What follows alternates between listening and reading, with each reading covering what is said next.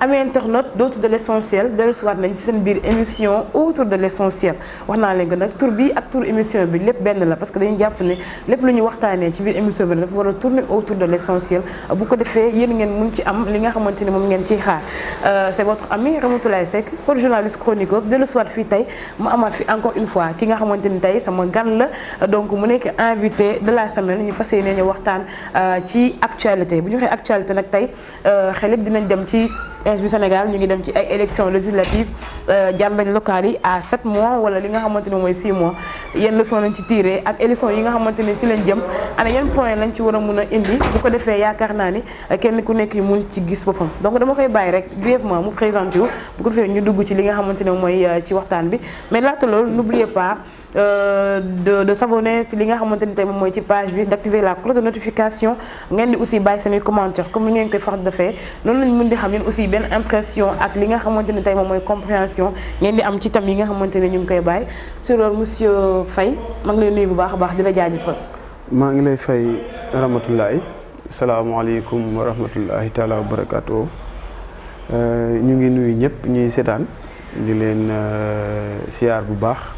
di leen wax dal leen jàmm ak émission bi si émission bi. jërëjëf. ñu koy remercier bu baax a baax ci li nga xamante ne moom mooy déplacement bi parce que wax naa leen ko à chaque fois rek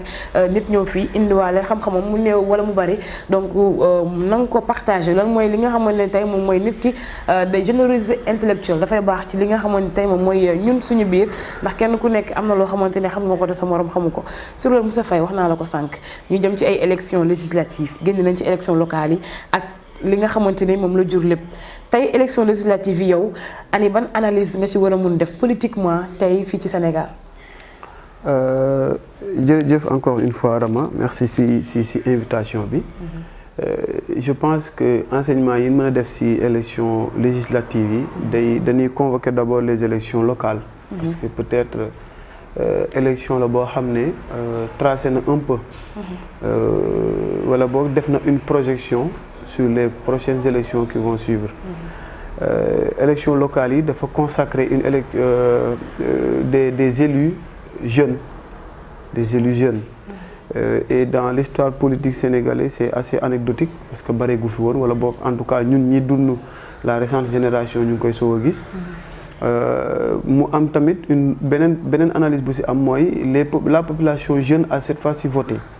te bi muy voté aussi dafa voté rek ci ñi nga xam ne ci la identifier boppam muy les jeunes. mu am benn réorganisation du paysage politique bu am avec de nouveaux visages sénégalais yëg ci seen bopp léegi est-ce qu'on va vivre le même scénario que ni qu'aux élections locales. loolu peut-être que ni dépouillement bi rek moo ko mën a jox. mais ce qu'on peut retenir dans un premier temps c'est que ni mu demee ak ni comment dirais-je ni campagne bi commencé structuration bi mu am ak ni muy formulé woo on peut penser vraiment aussi que cette élection-là va être jeune. et bu amee ça va être aussi quelque chose d'inédit parce que day jox un nouveau visage à l'Assemblée nationale sénégalaise. li ñu tàmm gis Sénégal mooy boo seetloo lii fi jot a am élection législative yëpp en fait les visages ne changent pas. ñi fi nekkoon depuis 1960 ba léegi ñoom la ñuy gis. à quelques exceptions près. li am mooy Rama dafa bokk ci mouvance bi tey suba mu bokk ci mouvance bi donc dañ koy fal ci bannière bi tey suba ñu fal ko ci bannière bi mais en fin de compte c'est la même personne qui revient à l'Assemblée nationale. donc les mêmes arguments la même façon de faire les mêmes procédés. donc cette fois-ci peut-être on aura du nouveau. et ça sera tout bénéfique pour le Sénégal. ce sera bénéfique pour le Sénégal sànq wax nga ko ci touche jeune bi nga xamante ne tey dugg na ci biir élection bi. mais est-ce que tey loolu dal na xel du moment où tey ñi ngi wax ne la relève c'est la jeunesse mais est-ce que tey jàpp nañu jeunesse bi nga xamante ni moom la ñu investir tey bu ñu demee ci Assemblée nationale dañu mun a satisfaire suñuy attentes. bon on est obligé d'avoir de l'espoir sur ça. bien vrai que parfois l'histoire nous a assez montré que à chaque fois tamit ñu promouvoir avec la même forme d'élection changement amul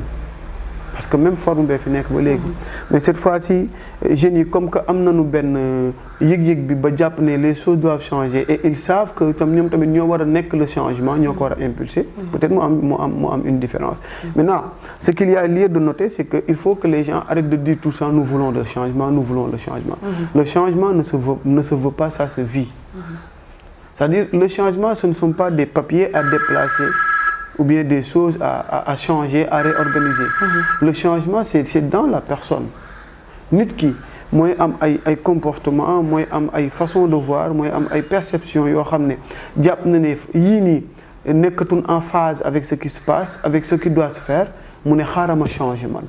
Et du moment que l'homme change, évidemment lépp lu mu laal dina am changement. Maintenant, quant à ces jeunes-là ñi ñu jot a fal ak ñi ñu bëgg a fal ëllëg. Je pense que oui, on peut nourrir l'espoir, mais ce n'est que de l'espoir. Mais on peut vraiment nourrir l'espoir, pensant que cette fois-ci, bu jeunes yi ñëwee nekk au destiné, surtout à l'Assemblée nationale, parce que l'Assemblée nationale ki ngay teewal mooy la population. te population bi ngay teewal boo xamee li mu bëgg ak li mu bañ rek mën nga koo teewal. Maintenant li may invité à ces jeunes-là, à ces jeunes investis et même aux vieux investis dans les risques, c'est que vraiment qu'ils s'approprient le Sénégal, qu'ils savent que ce sont des élus du Sénégal et qu'ils essayent maintenant justement de gérer pour ce Sénégal et par ces Sénégalais. Voilà, parce que l'erreur serait de vouloir gérer le Sénégal sans les Sénégalais. su ma ko waxee nekku ne da ngay génn dem feneen mais bu fekkee ne kii gérer ki ñu dénk xamul exactement lii ñu ko dénk ak ñi ko dénk mënut a téye ngir ñun.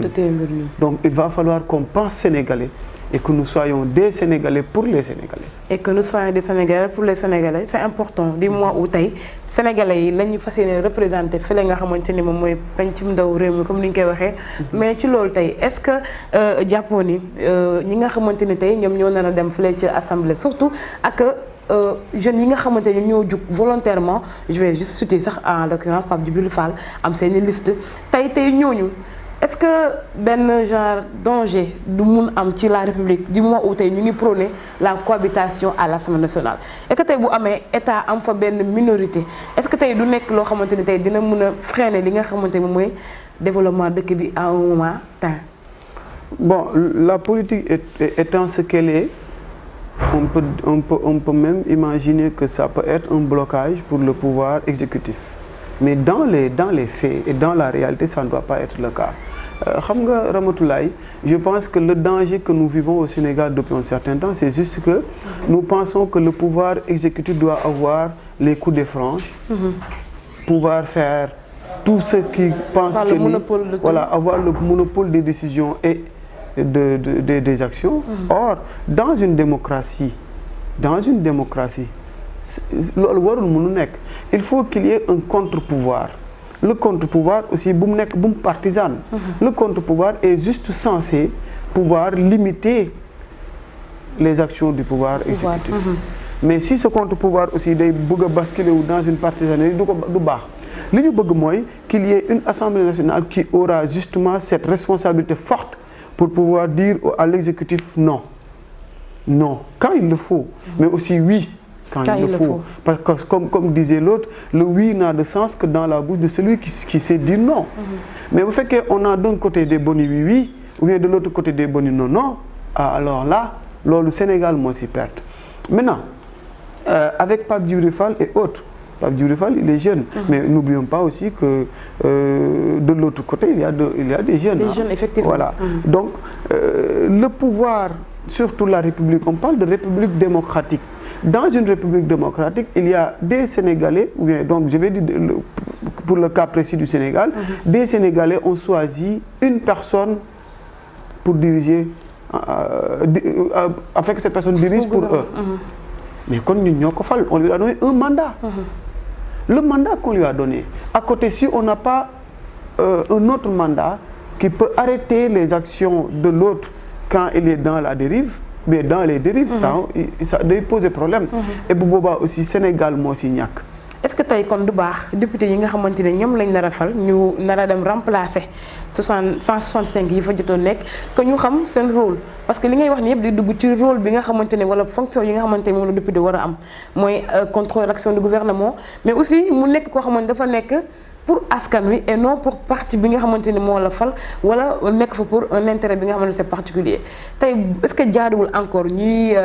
di leen faire revisiter les cahiers su ma ko mënee tuddee noonu pour kenn ku nekk nga mën a xam yow fa nga nekk ban rôle ak ban fonction nga fa am. évidemment nit ki boo ko falee li ngay njëkk a def mooy faw nga wax ko li nga ko jox lan la xam nga même dans les entreprises quand quelqu'un est promu ou bien est nouvellement recruté pour un poste mais on lui trouve un mentor ou bien on lui donne un manuel de procédure pour mu mën a xam liggéey bi ñu ko dénk lan la ak nan la ko war a liggéeyee. Dans ce cas précis le manuel de procédure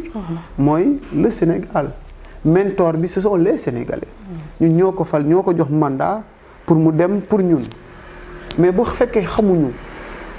nan lay demee pour ñun sànq ba léegi maa ngi wax loolu li ma bëgg wax foofu mooy souvent le député élu est en déphasage avec le Sénégalais parce que souvent nit ku ñuul la Sénégalais la surtout ak wuyoo mais culture bi mu am ak jikko ji mu am du jikkoy Sénégalais du culture u Sénégalais moo tax parfois mu taxaw ñu ngi si waxtaan léegi comment on peut imaginer man noonu laa mel ñu ñëpp noonu la mel ndax jàng tubaab yàq nañu mais nan nga mën a imaginer député sénégalais bu toog au Sénégal 17 millions d'habitants ñi fi dégg tubaab matuk 2 millions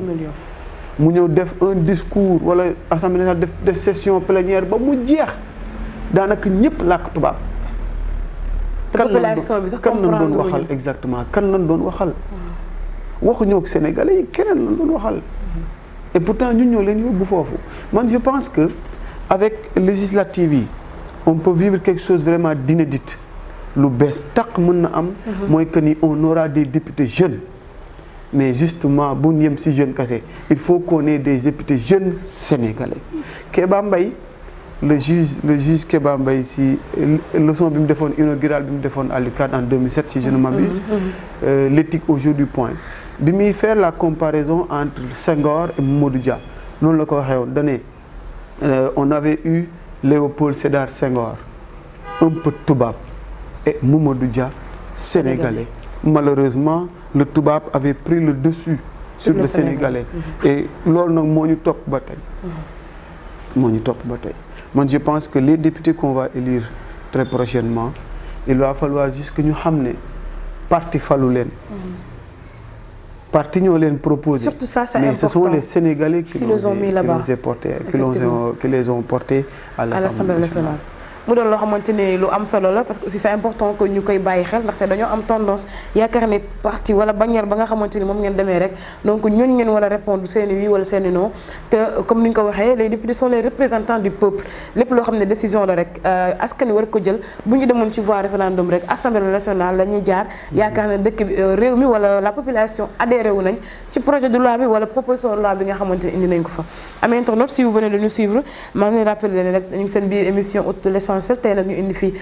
monsieur Moundiaye Faye mu nekk un professeur en management développement personnel yaakaar naa noonu la donc nekk koo xamante ne aussi mi ngi def ay interventions yoo xamante ne yu rafetlu la tey ñu fas yéene waxtaanee ci élection législative yi yenn enjeu la am ak def ci daal débat d'actualité kenn ku nekk aussi mun ci gis sa bopp parce que l'importance mooy que ni ñu mun a joxe ay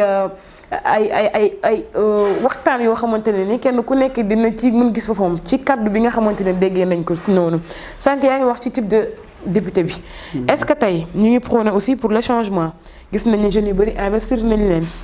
jeunes yu bëri aussi jël nañ porté wu volontaire ak seeni propre engagement demal seen bopp ci élection yi est-ce que tey changement boobu xel mun na ko nangu fi ci Sénégal vu tey homme politique yi nu ñu changé nekk ay caméléons parce que tey ku nekk bëgg laaj nguur gi ak ku laaj nguur gi presque ñoom ñëpp ñoo yem ku laajagul ku ñëwagul ci nguur gi day wax di xeex rek mais saa bu ñëwee mel ni ku nekkoon ci nguur gi ku nekk ci nguur gi aussi acte yi muy def du méngoo ak ñun lu ñu xam ne moom la ñu soxla est-ce que tey tamit changement boobu à chaque fois rek l'histoire se répétera day doon benn rêve boo xamante ne ni du réaliser wu jamais yow yaakaaroo loolu. ah en tout cas comme li ma waxoon sànq fee lay tàmbaleewaat espoir parce que en tant que croyant. yaakaar rek moo ñu war am yaakaar rek. ku mën di ñëwit dañuy am yaakaar. ne kii de liñ bëgg dinañu ko defal. bu demee ba si biir defu ko it ñoo xam ne lan yaakaaroon amul waaye li war a am nag dans les faits mooy war na am changement cette fois-ci xam nga quand buñ demee ba àdduna toll fii àdduna moo bouleversé wu léegi on va te loolu lii du arrêter on va voir de plus en plus des jeunes prétendre justement à des postes de responsabilité dans tous les pays du monde. Le Sénégal ne sera pas épargné et commencé na ci loolu boo xoolee l'élection de Emmanuel Macron en France c'est une réalité loolu fee la boo mën teg sa loxo xale bu ndaw la ñu fal ko mu nekk président malgré tendance yeeg wax yu amoon yëpp exactement et dans les autres pays aussi même si le président n'est pas jeune le fonctionnement les ministres l'Assemblée nationale day am ay jeunes adduna moo toll foofu dans organisation yi amoon dafa commencer am changement bi sax nag waruñu woon xaar mu imposer wu xam nga une organisation quand tu la mets en place il faut faire en sorte que l'organisation soit évolutive au moins qu'elle soit agile afin de pouvoir s'adapter et se réorienter dans le temps bu ko defee conflit du am mais fii nag on a noté le conflit parce que modèle d'organisation bi fi nekkoon dafa compact de sorte que ni permettre toon leneen am changement am malheureusement nag bi ñëwee jeunes ñi bousculer ko fëgg bunt bi on peut citer le cas d'Ousmane Sonko aujourd'hui personne ne peut occulter Ousmane Sonko dans l'histoire politique parce que dafa ñëw il s'est imposé à la politique sénégalaise et fort heureusement ses idées sa démarche au début vraiment bi mu ñëwee dafa prôner un changement dans l'idéologie politique dans la façon de faire la politique donc on peut lui trouver des manquements comme tout le monde donc moom impulsé na loolu te it Pape Djibril Fall ñëw na boo demee dans notre commune de Golf Sud aujourd'hui Aïda Sow Diawara moo fa nekkoon il y a Khadija Mayakor xale bu ndaw donc loolu ay faits la ce sont des faits qui sont là et loolu faw ñu nangu ko te day continuer maintenant li am nag mooy ces jeunes là au-delà de leurs ambitions au-delà de leur volonté de changement il faut justement qu'ils s'approprient le projet Sénégal le projet Sénégal n'est pas le Sénégal qu'on nous a appris à l'école le projet Sénégal se trouve dans le Sénégal nañu xam dëkk bi te it nag justement depuis l'indépendance on a voulu nous imposer que faw nit ki dem jàngi tubaab ba sotti ñëw mën a yor te boobaak léegi li ñu yor ni ñu ko yore baaxul ñun depuis 1960 ñu ngi jooy c'est le moment te foofu fi may teg sama loxo mooy l'élection de Serigne Mboup à Kaolack Serigne Mboup est un pur produit du Sénégal quand je dis du Sénégal des daara et quand je dis daara il ne faudrait pas que ñu def benn projection directement rek ci l'enseignement arabe et autres déedéet le daara sénégalais n'est pas comme l'enseignement arabe oriental déedéet le daara sénégalais est un pur sénégalais ci biir réew mi la juddoo ñu former ko defar ko ba mu répondre à nos réalités sociales et culturelles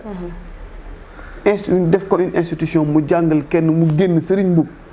mais Serigne Mboup en modèle de réussite exemple là CCBM est là et dans d'autres activités yu mu dugg mu ngi d'ailleurs ci politique bi aussi mu ci def ay preuves am exactement tey mu ñëw nekk un maire à Kaolack Serigne Mboup boobu ni mu mel le prototype Serigne Mboup le reflet sénégalais voilà le prototype Serigne Mboup malheureusement sa liste a été éliminé ba demul mais on aurait vraiment aimé voir Serigne Mboup à l'Assemblée nationale et puisqu'on n'a pas Serigne Mboup il faudrait justement qu'on voit en Pape Djibril Fall qu'on voit en Abdourahmane Diouf qu'on voit en Thierno Alassane Sall et justement lui pour l'avoir pratiqué un peu j'ai vraiment espoir en lui Thierno Alassane parce qu'il parle de valeurs et de principes il faudrait que ce Serigne Mboup là soit en eux pas la personne de Serigne Mboup mais la valeur les valeurs et les convictions qu'il incarne loolu lañ soxla à l'Assemblée nationale parce que loolu mooy le Sénégal en fait loolu mooy le Sénégal mu doon loo xamante ni lu am solo la amee internet ñu jeexalee ci benn point monsieur Faye violence bi nga xamante ni ñu ngi koy commencé di ko nemmeeku ci élection yi parce que Sénégal dañu am tendance élection bu ñëwee rek pour ñun tant que deret wàccul nit faatuwul récemment gis nañ ko je pense que c'était hier avec Faye ca Guédiawaye muy le maire Ahmed Aïdara ak waa Kër Racine Talla ba am ci ay yàq yoo xamante ni bëri la est-ce que tamit tey bu ñuy prôner le changement di prôner un nouveau type de sénégalais à l'Assemblée nationale entre autres est-ce que tey tamit yii baax na tey sénégalais yi nga xamante ne ñoom ñoo nar a confier seen voix ñooñu noonu tey ñu koy gis te lii aussi moo nekk méthode yi nga xam ne moom méthode classique yi nga xamante ne mu laan am de temps à autre tey yow lan nga mën a wax ci li nga xamante ne moom mooy violence boobu di commencé di am. donc day duggaat un peu si li ma souligné woon que ni on a hérité d'un modèle qui ne prend pas en considération nos réalités sociales et culturelles. Le Sénégalais n'est pas comme ça malheureusement. nit ñu formé noonu la ñuy mujj mel. gis nga Ramatoulaye violence foo gis ku koy def rek c'est parce que amul argument amul idée. mais ñëwal dénk ma jarul xeex jarul xuloo bu fekkee ne jub rek ko waral. jarul xeex jarul xuloo et la politique à la Machiavel nag peut-être ni la mën a mel parce que foofu jeu d'intérêt la et l'intérêt est plus personnel que collectif. L'intérêt n'est pas collectif chez Machiavel, l'intérêt est personnel. Et puisque ñi aspiré tamit bëgg yoon yëpp ay privilèges rek lañ bëgg faw mu am cette coloration de violence. Maintenant beneen côté bi aussi j'interpelle l'État, c'est à l'État de revoir sa position. Parce que ay nit boo leen yoree nga jiite ñu bari ba pare ñoom sentirul ne il y a une certaine équité si fonctionnement wu dëkk bi rek faw mu jur violence. Il faut que frustration discrimination injustice bu fekkee ne nit ki dafa dem ba jàpp ne ku ma am ndey ku ma amul ndey moo am rek faw mu mel nii. Maintenant ñi laaj tamit on ne peut pas gagner avec la violence. Sinon, effectivement. Si tu gagnes avec la violence, tu vas gouverner avec la violence. Ramatoulaye xeex bu mës a am si àdduna réglé wuñ ko si xeex ba. danoo woote toog ci table waxtaan. def ay trêves trouver des solutions. Donc je pense que on n'a pas besoin de cette violence juste pour une élection. On n'en a pas besoin et je le dis encore une fois si on use de la violence pour obtenir des responsabilités ou un pouvoir on va gérer par la violence parce que ñi ngay jiite duñ la si bàyyi. te Ahmed Aïdara Racine Talla ñoo bokk Guédiawaye ay doomu Guédiawaye lañu. ay doomu Guédiawaye ñooy xeex seen biir déjà. Exactement ñoom ñaar ñëpp bu fekkee ne li ñu bëgg dëgg la. que ni réew mi rek leen ñor Guédiawaye rek leen ñor mënuñoo xeex mënuñoo xuloo. li leen war leen lan toog waxtaan. wuute gis-gis nag. ak wuute kuréel bu juree violence ça veut dire que lañ ñuy wax du dëgg. te it bu boobaa ñun population bi ñoo ci perte. parce que à chaque fois qu'il y a de la violence ñu ngi toj ñu ngi yàq te li ñuy toj di ko yàq sont des biens communs. Sénégalais yëpp ko moom ñu ngi si waxtaan sànq ma ne le Sénégalais ne fait pas encore la différence entre le bien public et le bien privé. C'est désolant. damay ubbi foofu rek parenthèse bi manifestation yi ñu mujjoon am te préfet tere woon ko et c'était vraiment dommage qu'on soit en 2022 et que des manifestations soient interdites. Ce n'est absolument pas normal. Il faut que l'État arrête d'interdire ces manifestations. C'est droit sénégalais. C'est consacré par la Constitution. Mais quand on l'avait interdit, on a vu qu'il y avait de la sécurité, ñu teg ay police, gendarmerie, ces commerces yi Auchan pour ne pas faire de la publicité je signe juste quoi wala yeneen yi nga xam ne jàpp nañ ne tubaab yee ko moom ñu teg fa ay sécurité pour bañ ñu yàq ko c'est des actes de vandalisme. Il faut aussi que ça arrête. mu ñu leen bàyyi ñu def. Et j'interpelle aussi les Sénégalais sur un fait gis nga la majeure partie des commerces je parle pas de Auchan mais nga may ma loolu Total par exemple boo ko jëlee. mais Ramatoulaye la majeure partie de ces stations appartiennent à des Sénégalais. Ce sont des contrats de franchise. Puis en plus Sénégalais ñoo fay tedd di fa liggéey. Même buñ fa teddul ce sont des contrats de franchise ay Sénégalais comme Rama mooy bëgg a ubbi commerce. dem signer ak waa Total contrat de franchise ñu jox ko enseigne couleur logo même méthode de travail mu jël ko ñëw chaque année mu am lu ma fay mais kan moom entreprise bi mais parce que avec la notoriété de l'entreprise avec laquelle tu as signé tu es obligé d'utiliser ces enseignes et ces couleurs donc loolu nañ ko bàyyi la violence encore une fois nañ ko arrêter du jariñ dara kenn ñun ñëpp ay bokk perte. Effectivement li olof naan ay du yem si bopp borom saa bu si nit faatoo da ngay xool ne que sa faatu yoonam newu ci woon. saa bu si nit yàqulee da ngay xool ne que sa yàqule yoonam newu ci woon. Et pourquoi muy am juste pour lan fii laa far fee laa far. ñun nanu yeewu ñun les jeunes ñun les sénégalais nan yeewu ñun waa Guédiawaye nan yeewu bu nu kenn dugal ci violence. Effectivement nan toog bu vote jotee ku nekk dem votel ka nga bëgg bu jeexee ku nekk dem feneen et encore une fois la violence c'est l'arme des faibles et ce qui manque d'argument. La violence c'est l'arme des faibles je pense que ni loolu nekk na ay wax yoo xamante ni war na dugg bu baax ci xelu sénégalais parce que tout le temps nit ñi dañ koy répéter encore une fois ñi nga xamante ni ñoom ñoo jot a faatu ci événement yi fi jot a am yëpp depuis tey ñoom ñoo perte parce que jusqu'à présent kenn gisul ne kii moo rey kii wala kii moo rey kii procès du am donc seen famille ñoo perte donc encore une fois que sénégalais ñu am benn conscience bi mais aussi ak surtout ci vote bi ñu def vote bu utile parce que pour man vote bu utile mooy vote boo xamante ni dina la amal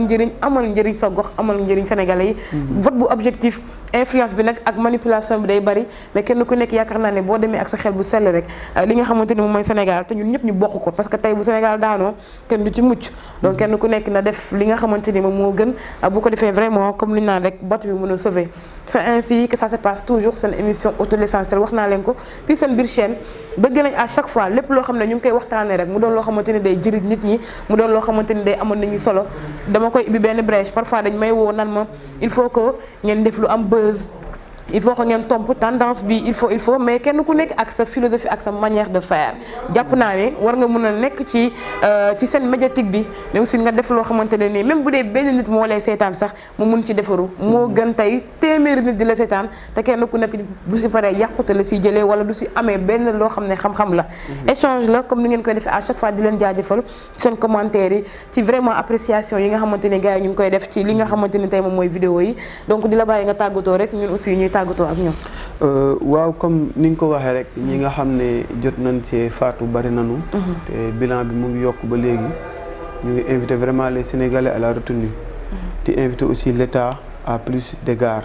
mu am zèle un peu tamit buy traité yenn cas yi ak yenn dossiers yi. parce que ay Sénégalais la ñun ñëpp ñu gën a bàyyi xel tamit vraiment sunu borom.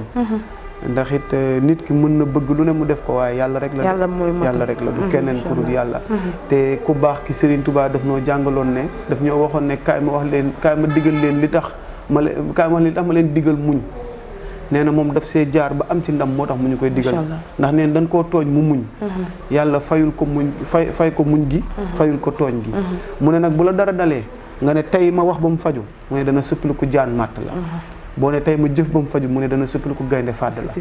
te loolu it liñ ci mën a jànge mooy lii am yëpp mooy loolu la rek tey ma wax ba mu faju tey ma jëf ba mu faju dommage yi ak conséquences yi ñëpp gis ko te gis wax nga ko sànq jusqu'à présent justice amul kenn xamul fu dëgg féete je pense que c'est le moment nag de revoir la stratégie depuis toujours au Sénégal on lutte tout le temps ñu ngi génn sànni di xeer université foo mën dem xeex et à chaque fois solution il est temps qu'on change de stratégie di jaajëfal bu baax ñi ñu doon seetaan aussi di ñaan tamit élection yi yàlla defal ñu vraiment muy élection yu apaisé yu am jàmm ñu def ko ci jàmm nit ñi génn voté ci jàmm bu jàllee aussi ki gagné ñu nangu ne yàlla suñu borom la du pexeem nit du pexeem doomu aadama toog falu du pexeem doomu aadama yàlla la ki pertit xam ne dogalub suñu borom la yéesul manqué wul waaye yàlla moo ko bëggee noonu mu nangoo ko noonu donc ñuy ñaanal vraiment réew mi jàmm ñaanal ko ñi fi nekk ñëpp di ñaan vraiment yàlla defal nu jàmm ci élection yi mu am ci jàmm jeex ci jàmm Sénégal yëpp delluwaat seen liggéey ñi ci faatu sax borom dool leen yërmande ñi ci am ay gaañu yàlla may leen xol buñ ko muñee te defal leen lu gën loola te defal ñu jàmm ci réew mi. te defal ñu jàmm ci réew mi ñun aussi ñu koy remercier bu baax waxoon naa ko sànq bu ñu commencé di ko ñaanal aussi moom tamit jàmm vraiment donc ñu dem ba lu ñuy projet yi yëpp ci Sénégal mu dokk loo xamante ne ni lu ant lay doon. di leen remercier bu baax di leen wax à la semaine prochaine ci seen beneen numéro ak beneen invité ci seen chaîne autour de l'essentiel. Merci.